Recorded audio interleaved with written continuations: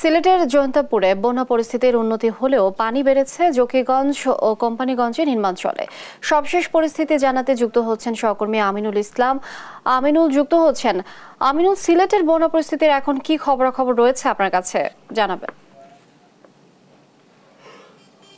এই মুহূর্তে আসলে সিলেটের সবগুলো নদী এবং শাখা নদী পানির বিপদসীমা ছুঁই করছে। এখানকার পানির যে উচ্চতা, যদিও আসলে আজকে বৃষ্টি নেই এবং আজকে না শুধুমাত্র গতকালকে বিকেল থেকে আসলে বৃষ্টির দেখা মিলছে না এবং এই কারণে কিছুটা পানি কমছে। আমি যদি আপনাদেরকে নদীগুলো দেখাই, এই মুহূর্তে আমরা রয়েছি সুরমা নদীর তীরবর্তী এলাকায়। এটি সিলেট পয়েন্ট, অর্থাৎ সিলেট পয়েন্টের যে সুরমা নদীর যে আজকের পানির উচ্চতা, যেটি পানি বিপদসীমার যে রিডিং মাপা হয়, অর্থাৎ পানি উন্নয়ন বোর্ডের পক্ষ থেকে যে তথ্য আমাদেরকে জানানো হচ্ছে, বিপদসীমার 3 সেন্টিমিটার নিচ দিয়ে প্রবাহিত হচ্ছে এই সুরমা নদীর পানি। তবে অমলশীদ পয়েন্টে কুশিয়ারা নদীর পানি কিন্তু বিপদসীমার উপর দিয়ে বইছে।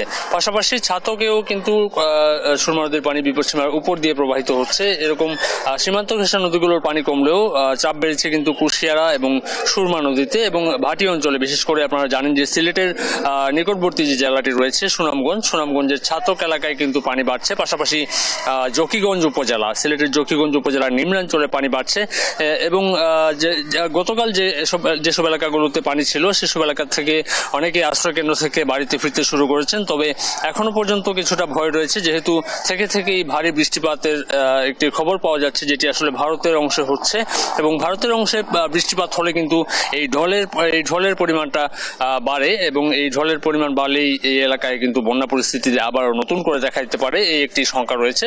তবে জেলা প্রশাসনের পক্ষ থেকে যে প্রস্তুতি রাখা হয়েছে, জেলা প্রশাসক শেখ রাসেল হাসান আমাদেরকে জানিয়েছেন, গতকালও তিনি খাবার বিতরণ করেছেন, আজকেও অনেক জায়গাতে তিনি পরিদর্শন করেছেন। পাশাপাশি অনেকগুলো আশ্রয় কেন্দ্র খোলা রাখা হয়েছে। যদি আসলে এই বন্যা পরিস্থিতির আবার অবনতি ঘটে, তাহলে কিন্তু সেসব আশ্রয় কেন্দ্রে যেসব নিম্নাঞ্চলের মানুষ রয়েছেন যারা পানিবন্দী, তাদেরকে আশ্রয় কেন্দ্রে নিয়ে আসার জন্য তারা ব্যবস্থা রেখেছেন। একটি উল্লেখযোগ্য খবর আপনাদেরকে জানিয়ে দিতে চাই, এটি হচ্ছে সিলেটের যে পর্যটন স্পটগুলো রয়েছে, ইতিমধ্যে সবগুলো পর্যটন স্পটকে বন্ধ ঘোষণা করা হয়েছে। কেননা এই বন্যা পরবর্তী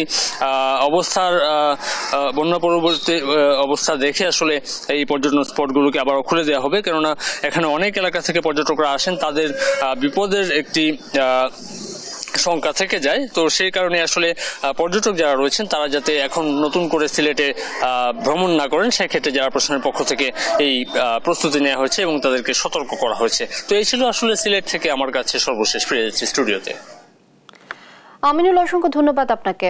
দর্শক, সিলেটের বন্যা পরিস্থিতির সবশেষ তথ্য জানাচ্ছিলেন সহকর্মী আমিনুল।